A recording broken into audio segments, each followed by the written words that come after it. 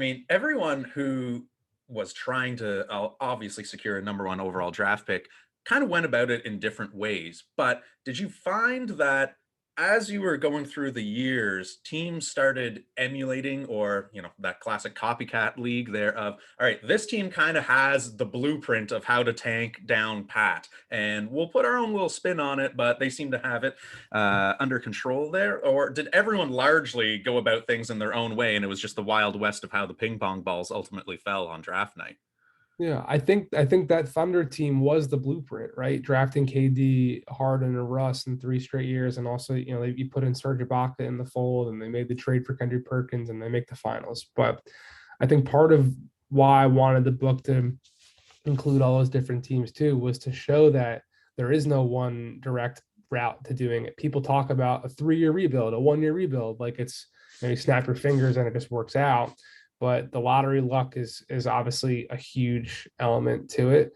And then even if you do get a good lottery positioning, you got to draft the right people.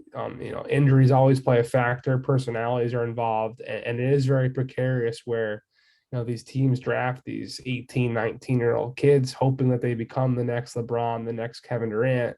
And they're 18, 19-year-old kids. There's no guarantee they'll pan out. There's no guarantee they'll become a true professional.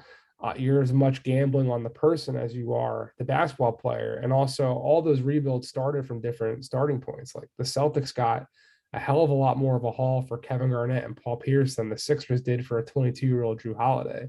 And the Mhm. Orlando Magic, same with Dwight Howard. The Suns started off dealing Steve Nash. There's definite different starting points that also, if you come into a draft with, and the Suns had 3 first-round picks in that 2014 draft versus the Sixers had 2, which might not seem like that different, but it really is. A third first-round pick compared to a second is exponentially, greater in terms of flexibility and asset collection for teams. So I wanted to put potentially, I mean, a big reason is to kind of telling the story chronologically and bouncing around from team to team was I wanted to compare and contrast, and I wanted to show that each different rebuild was kind of a case study into what is the best way to go about doing it. Yeah. Well, I'm curious too.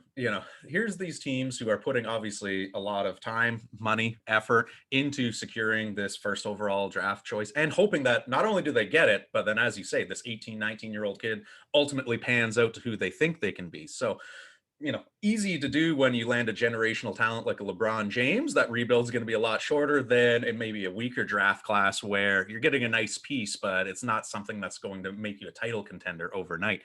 Did you get the sense, though, that all of these teams heading into it, did they have really a backup plan if they didn't land that first overall pick? Or did most of their plans center around stars aligning, ping pong balls give us the first overall pick, this kid turns into who we think he is, and we can build around him? Like, was there a plan B, or was that pretty much a common theme through all the franchises of cross your fingers and hope?